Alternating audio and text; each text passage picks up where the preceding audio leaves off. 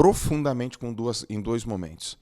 O primeiro foi quando estava eu, você e Gustavo Borges, no Rio de Janeiro, sentado numa mesa que era um restaurante, era uma pizzaria. E essa passagem eu quero contar.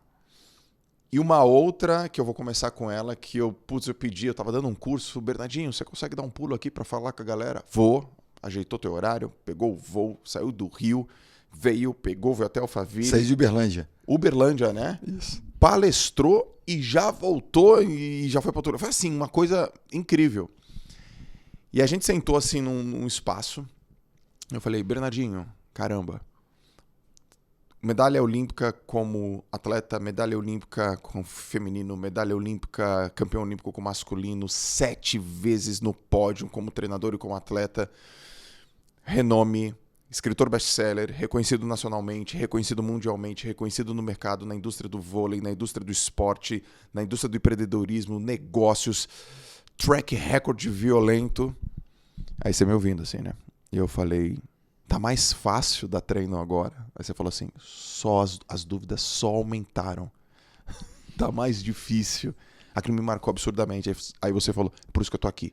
É por isso que eu te escuto. E eu falei, porra, se o Bernardinho, que tem todo esse resultado, diz que as dúvidas só aumentam, quem sou eu para não ter a humildade de estar sempre aprendendo, modo aluno o tempo inteiro? Aquilo me marcou muito, Bernardinho. Você falou, assim, eu acho que na vida nós somos sempre aprendizes, né? Então, assim, líderes são lifelong learners, aprendem a vida. E esse é o processo. E você falou a palavra-chave, que é a humildade. O dia que a gente perde isso, a humildade que nos faz entender que a gente não sabe tudo, tem tanto a aprender. Tem tanta gente que quer se conectar e aprender. Então lá nós tivemos lá, no seu evento, aquela galera maravilhosa, encontrei pessoas incríveis, me fizeram perguntas, me fizeram, né, pensar também. Estive ali, passei um pouco da minha experiência, compartilhei um pouco da minha experiência, mas ouvi muito. Então, assim, estar ali, aberto, para ouvir, para entender, para ver histórias de vida diferentes, me fazem pensar na minha vida, em crescer e fazer, né? Aquela história, qual é o próximo passo? Ok, nós já... Eu acho que a mensagem tem que ser assim, orgulho do que a gente fez. Poxa, que bacana. Para aí pensar onde você estava.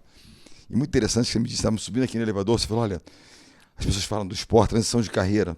São 19 anos de transição de carreira, ou 16 anos de transição de carreira. Sabe aquele sucesso de transição da noite para o dia que durou mais de 15 anos? Sim. É o seu, ou seja, preparação, estudo, né, dedicação. Tenho fotos suas primeiras turmas com 10 pessoas e tal, e agora com essa turma toda, né, ao seu redor.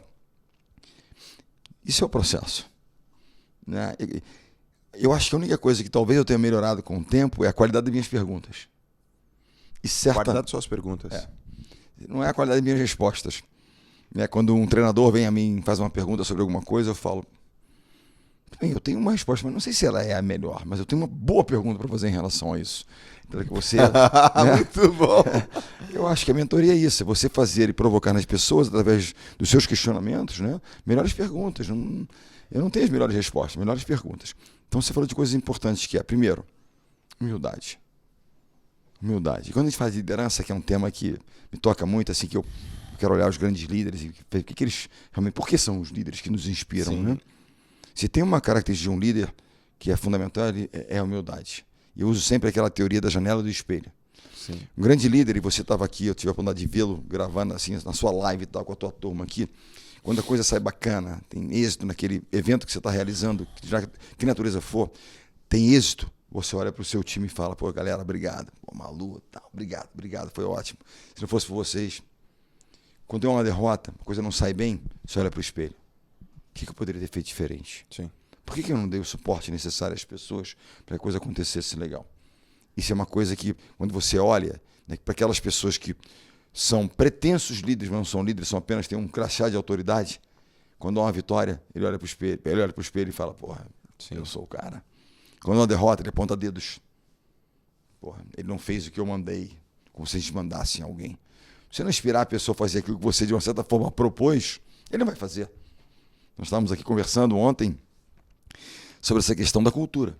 Como é que você mede a força de uma cultura? Que o líder é o guardião. O líder é o guardião daquela cultura. Certo. Como é que você mede a força? Quando você não está, as coisas acontecem e a dinâmica ela é da forma como se estivesse. Essa é a força da cultura. Porque as pessoas estão engajadas e agindo daquela maneira. Então, quando você perguntou aquilo ali, nós estávamos conversando, estava o Gilberto Silva conosco, estava a galera ali, né? Eu lembro de tudo, assim, a gente conversando. Eu falei, aquela troca, né? Ontem aqui com a gente, você falando, eu pensando, caramba, eu só aqui ontem um pouquinho melhor do que eu entrei aqui ontem, lógico, sentado nessa sala ali, ó, no chão ali.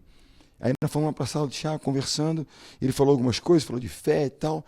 Eu falei, cara, isso aqui eu tenho que melhorar um pouquinho. Conversei com minhas meninas ontem, terminei muito religiosa, levei um pouco daquela pequena dica, daquele pequeno insight do Thiago para algumas pessoas minhas também.